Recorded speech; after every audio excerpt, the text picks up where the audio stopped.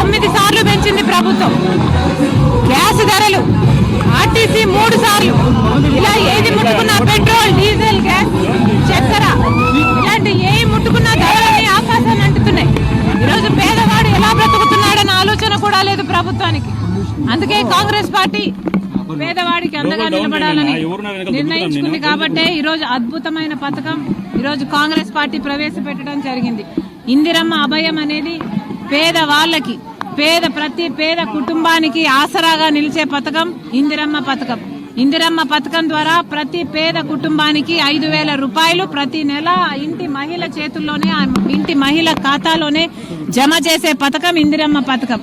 ఈరోజు ఆంధ్ర రాష్ట్ర అభివృద్ధి గురించి ఆలోచించిన ఏకైక పార్టీ కాంగ్రెస్ పార్టీ. కాబట్టే ఈరోజు ప్రత్యేక హోదా, మన ఊపిరి లాంటి ప్రత్యేక హోదా కోసం ఉద్యమిస్తున్న ఏకైక పార్టీ కాంగ్రెస్ పార్టీ. ఒక అభివృద్ధి గురించే కాదు, ప్రజల సంక్షేమం గురించి కూడా ఆలోచిస్తున్న పార్టీ కాంగ్రెస్ పార్టీ. కాబట్టే ఈరోజు వాళ్ళకు ఆసరాగా నిలబడడానికి ప్రతి పేద కుటుంబానికి ప్రతి నెల 5,000 రూపాయలు ఇచ్చే పథకం ఇందిరమ్మ అభయం. ఈ రోజు ఈ పథకం యాప్ లాంచ్ చేయడం జరిగింది.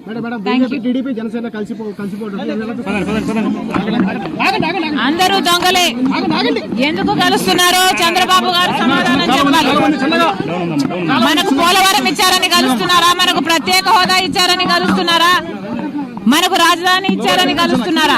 5 సంవత్సరాలు మీరు బీజేపీ పార్టీతో పొత్తు పెట్టుకున్నారు. పొత్తు పెట్టుకొని కూడా ప్రజలకు న్యాయం చేయకపోతే మరి మళ్ళీ అదే బీజేపీ పార్టీతో ఎందుకు కలుస్తున్నాడో చంద్రబాబు గారు ఆంధ్ర రాష్ట్ర ప్రజలకు సమాధానం చెప్పాలి.